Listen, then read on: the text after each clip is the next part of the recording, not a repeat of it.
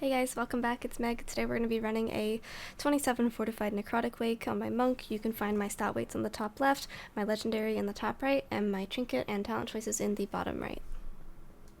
Starting out here, we're going to go ahead and mind control that inspired ad with our DK. This makes this pull actually doable. Outside of that, you would have to CC it outside of the group and then kill it afterwards. But we're going to go ahead and pop Fallen Order, start spinning. Lust has been used as well, and we're just going to go ahead and try and get as much damage in as we can. This is going to be a little bit scary of a pull if you don't have a Blood Decay. If you have a Prot Pally, their health might be moving up and down a little bit. I went ahead and used Life Cocoon on our mage because he had a little bit of threat, but that was fixed pretty quickly, so Cocoon got its value.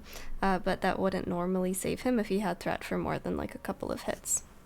It is a Grievous week, so I'm going to be playing a little bit safer than normal. I'll be taking the mana power and things like that, just not to risk anything, because it's not like I'm losing a bunch of damage if I don't take Brand, or if I do take Brand. It's not that big of a difference in terms of my overall damage, and it just feels safer as a healer, specifically for the third and the last boss.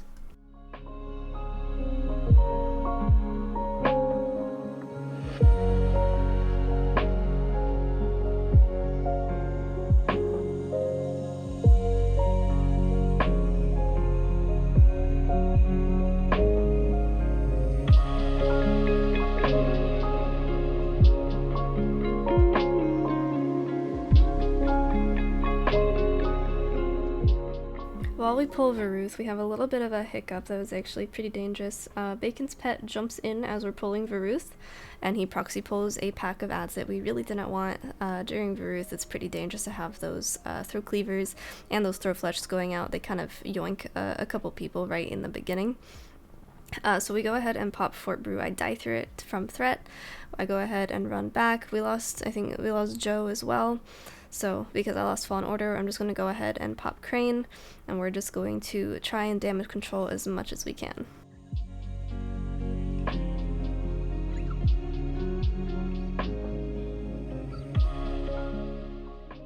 At this point, I'm trying to just keep people alive as much as I can, with a combination of Grievous, the healing reduction, the Throw Flesh going out on a fortified week, on top of all of the waves of terror and things like that. This pull got pretty messy. I went ahead and used Cocoon on Joe there just to give him a little bit of a break because hunters are pretty squishy. I unfortunately don't have any cooldowns left, so I'm just kind of trying to damage control here, trying to get rid of people's stacks of Grievous, but I am going a little bit as we get towards the end here. Coming out of this wave of terror, I get targeted, and when I tell you this is the luckiest fucking dodge of my life, dude, if I died there, this key probably would have been over because I wouldn't have been able to keep Bacon up, and then we would have wiped and had to redo just the whole pull. So that was the luckiest thing that's ever happened to me in a key, pretty much ever. So we go ahead and kill Varuth, I get my mana power, go ahead and start topping people off, getting rid of their Grievous stacks, just trying to stabilize before we go into the Invisible.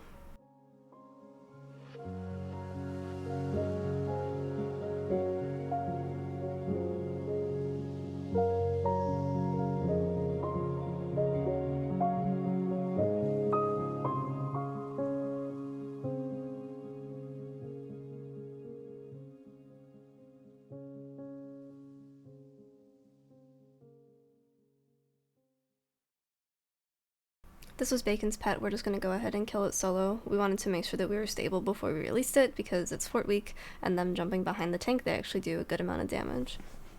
During this though, our DH went and grabbed the hammer at the beginning of the dungeon.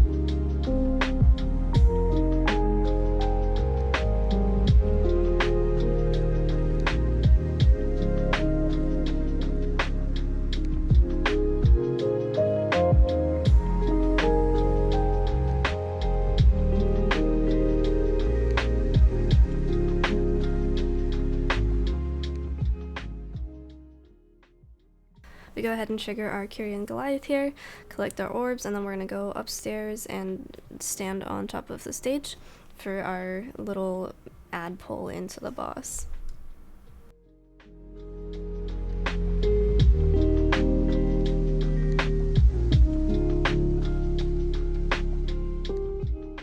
Even though we have orbs running, I went ahead and popped Fallen Order just because there is a lot going on here, and I don't want someone to get, like, grabbed by something that shouldn't be happening, like casts getting off or the worms biting.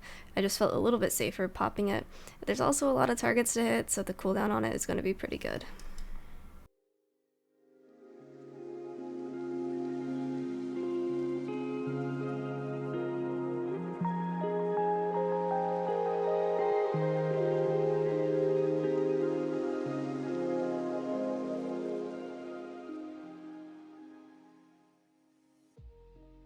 Just doing a little bit of spot healing because that Corpse Harvester was still up and doing Throw Flesh. The Throw Flesh as a 27 Fortified actually do a good amount of damage, so it's something that I wanted to take care of before someone got targeted twice or before they got a worm or targeted by the vomit. I just didn't really feel like losing anyone. I played this key super safe because it was not really a push week, and we just got lucky enough to have one, so I just wanted to make sure that I wasn't doing anything greedy for like an extra, you know, Rising Sun kick or something like that.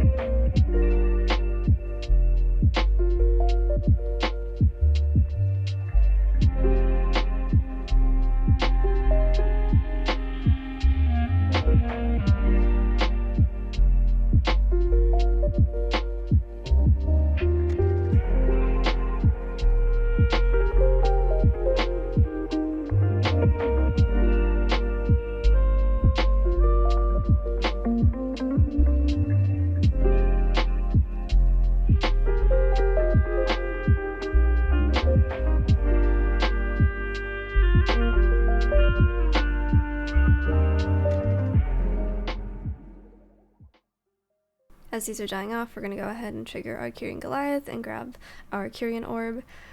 Note, that almost fucking killed me. I really didn't think that it was going to do that much damage if I was just going to dip in for a second, but yeah, be careful, because that surprised me.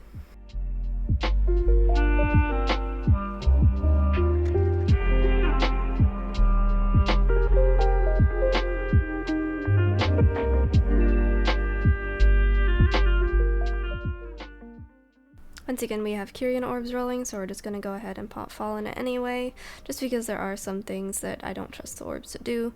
The range, for one, they're not getting the full effect if they're too far, as well as they take the big damage from the Grim Harvest and things like that.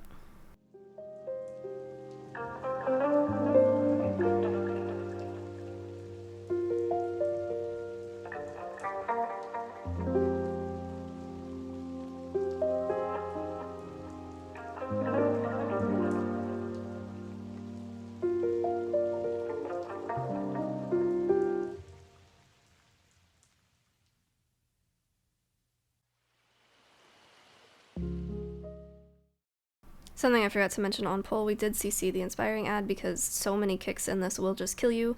That being said, we also have a Blood Decay, and Necrotic Bolts are their worst enemy. We didn't want a bunch of those going out with no way to stop them.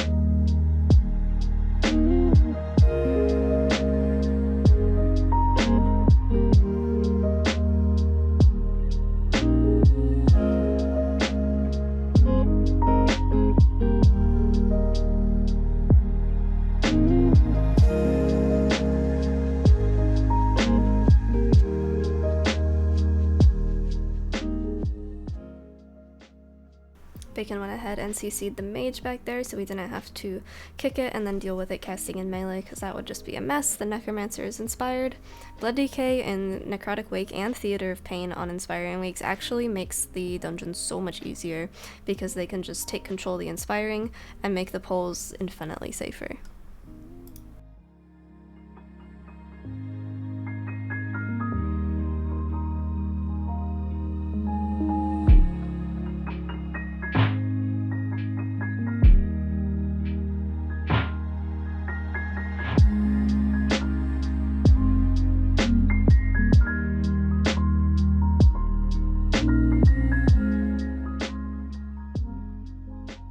Once again, we're going to grab our Curian Orbs and head over and do the big pull that everyone loves.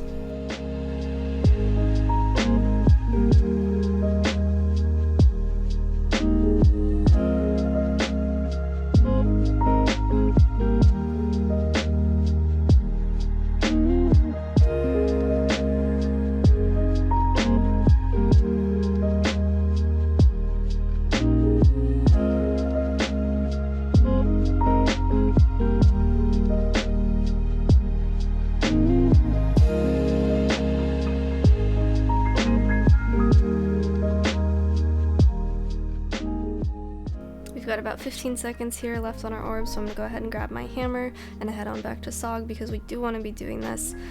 With the last boss, the ice lances or ice shards are actually physical damage, and we really just don't want to throw the key, so we've got time. We're going to go ahead and do Sog.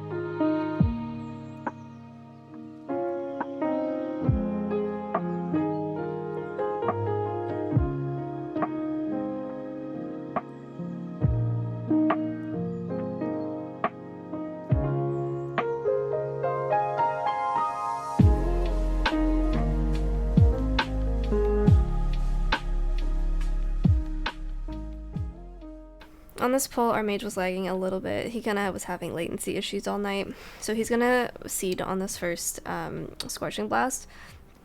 But we don't really have to worry about it because we have another hunter that can bait instead of him. If we didn't have another ranged, I probably would have stepped out to do that and just healed through normal means like Vivify Cleave and Fallen Order and stuff like that.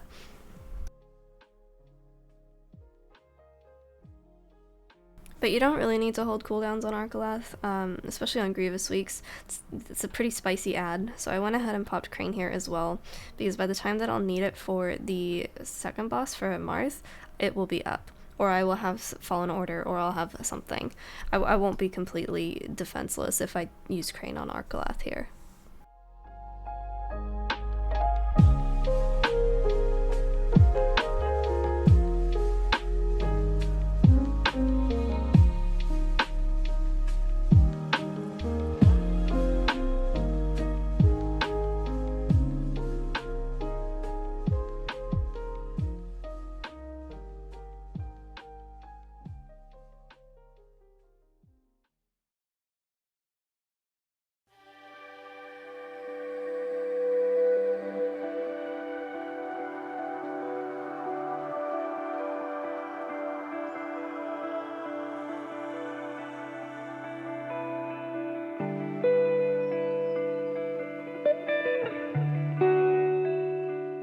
For this, our plan was to CC them, but unfortunately the Shifting Power broke out the one mage, but it's alright, we have a DK, we just go ahead and mass grip them together and we can AoE them down. The other one is still CC'd though, because he's a bit further out.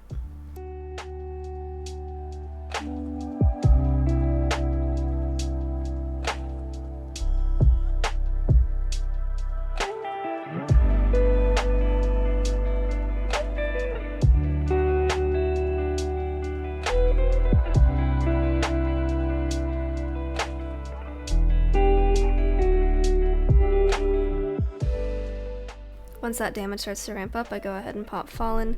We're gonna go ahead and CC our ads again. We accidentally doubled up on that one, but it's okay because we can just knock that one in and kill it again.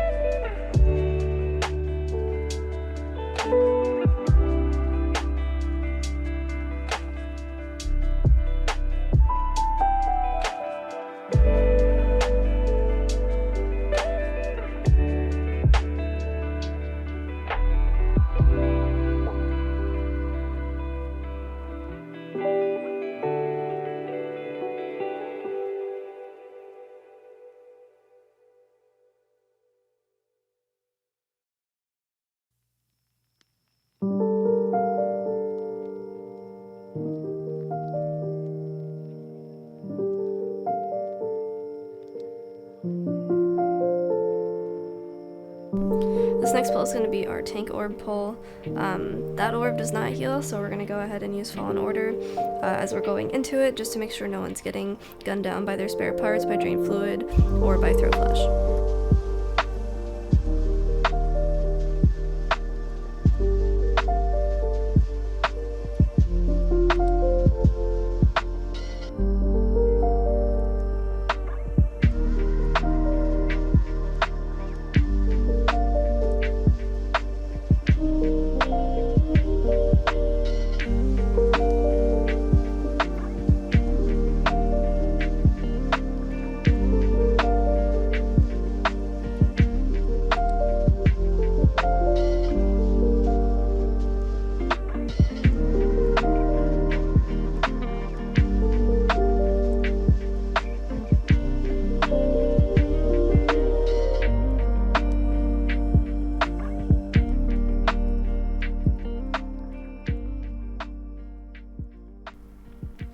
I accidentally let Joe die here because we had an Inspired in the pack with the Drain Fluids. I thought that it was on Snuppy for a second, so that was my fault. If I had targeted the right person initially, we probably could have kept him up. I went ahead and used Revival there, even though only 3 of us got hit by it, just because that's not something I really want on the whole group. Fallen Order is going to come out here as well, just to help with the Throw Flesh.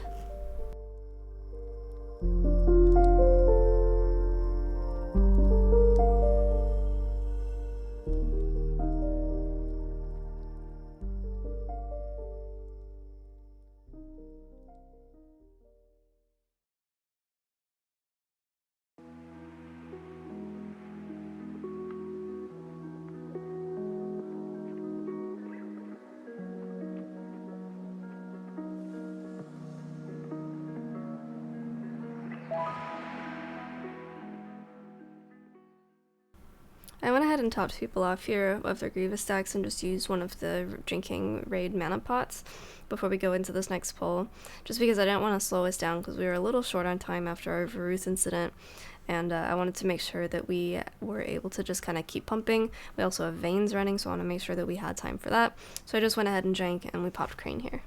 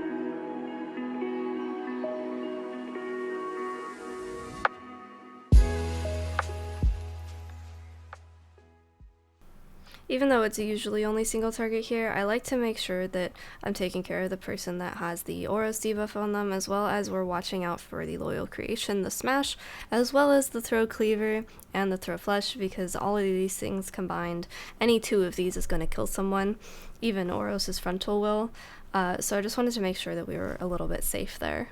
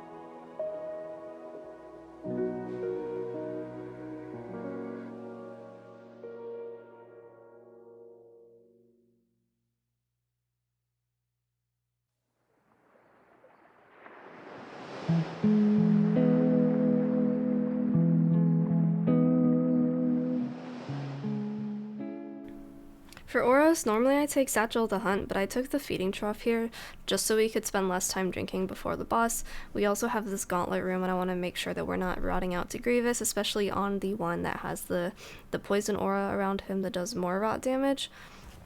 So I took that, just because I also didn't want to be zooming around on the last boss, because that can cause problems with the Comet Storm.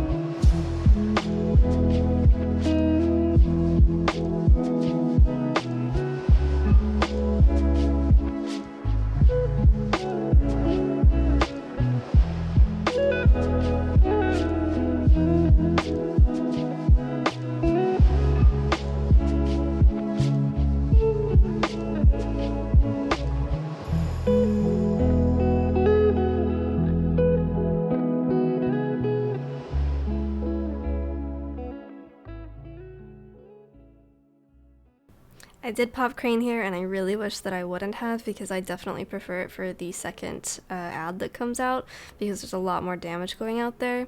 So normally what I would do is just pop Fallen here and hold on to Crane for the next guy. That's what I would recommend you do as well, because the Hot from Enveloping Breath handles the Grievous and the Rot damage really well. So in future keys, I'm going to be holding on to it. I don't usually pop it here. I'm not really sure why I did.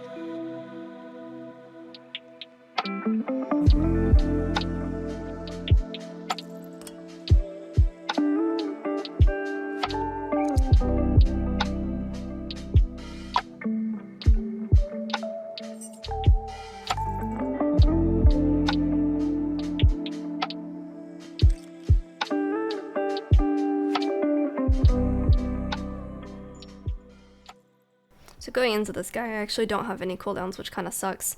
We've got Fallen coming up in 20, we also have Revival available, and we actually got pretty lucky in that our DH got every single one of these vomits, so I didn't have the risk of me getting one shot and then losing people, rotting out to Grievous as I'm on my way back, things like that. Our DH was a champ and took every single one of them.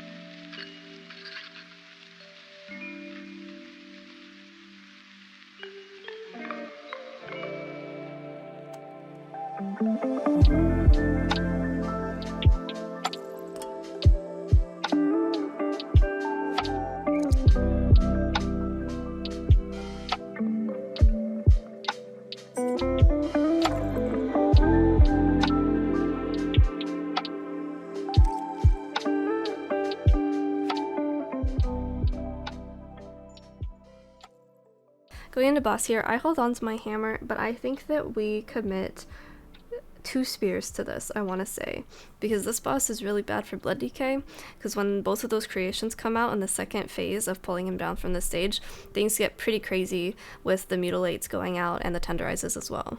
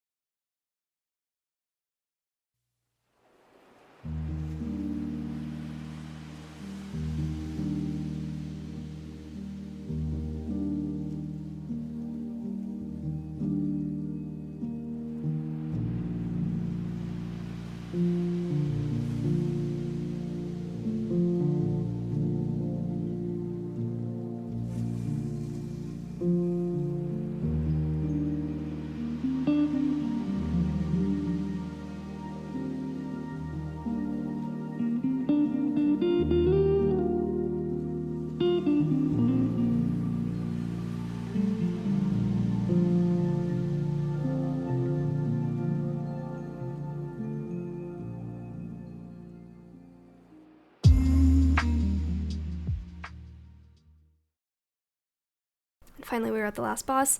I think that we have a spear, a hammer, an orb, and another hammer available at this point. I really need to get the weak Gora for it. But we went ahead and speared and lusted on Pole and just tried to burn him as much as we could.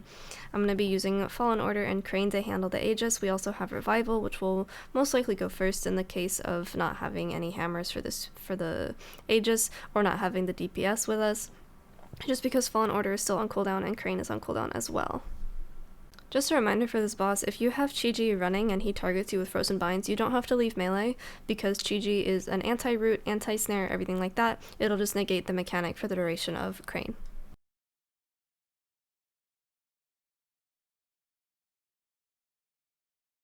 Got a couple stacks of Aegis here going into a Comet Storm, so I went ahead and popped Fallen Order just to kind of take care of that damage. Snuppy went ahead and killed himself downstairs because we have tons of B-reses. We want to make sure that we are saving space. I roll out here to dispel myself and gotta wait for Joe. And then we're just right back into melee. My group, what we like to do even when we're slowed by Oros is stack, similar to how we do Tyrannical Mists with Tradova and with Oros. We will just stutter step to the left and just kind of make a circle. It's usually me and Bacon or me and the tank, whoever is tanking, and then the melee DPS or the other two melee DPS, depending on our comp, on the other side. So we kind of go yin-yang to each other. We go in the same direction.